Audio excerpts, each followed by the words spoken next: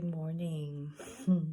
I sit here this morning. The clocks have just gone forwards in the UK, which means it's later, which is amazing. And today I wanted to talk a little bit about surrender. I woke up this morning and had a bit of a realization that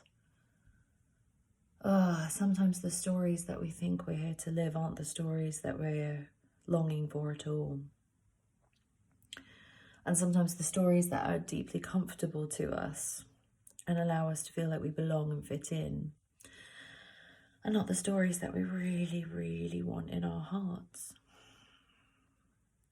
So as I was contemplating this, I realized truly what I long for is deep presence, deep intimacy, depth, authenticity, not just in my relationships, but in my life. And so I was then made aware of all the ways that I'm running away from that. All the ways that I button down the true force of my emotions, the true force of my love, the true force of my longings. I'm not surrendering to it at all.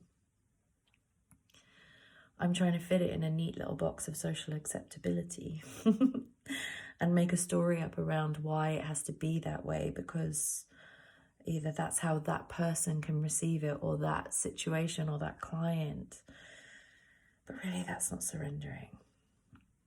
So quite often I think we find that the full power of who we are as a soul, as a being, is immense. And we try and hide that. No.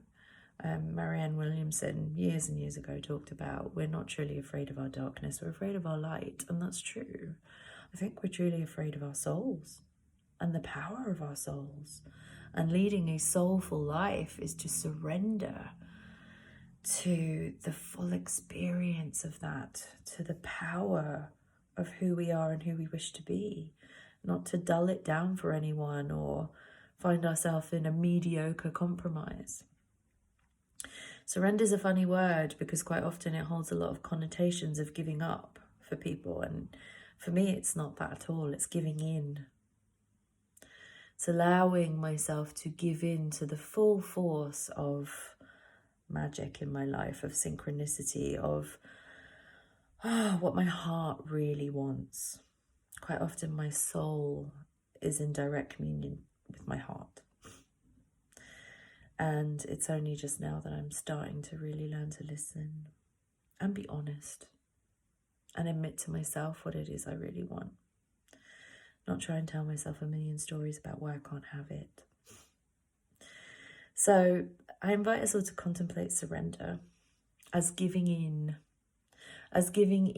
to something immense, to an incredible story of our life that wishes to be lived through us, and to not know where that story is taking us, because then we surrender to the mystery of our soul too.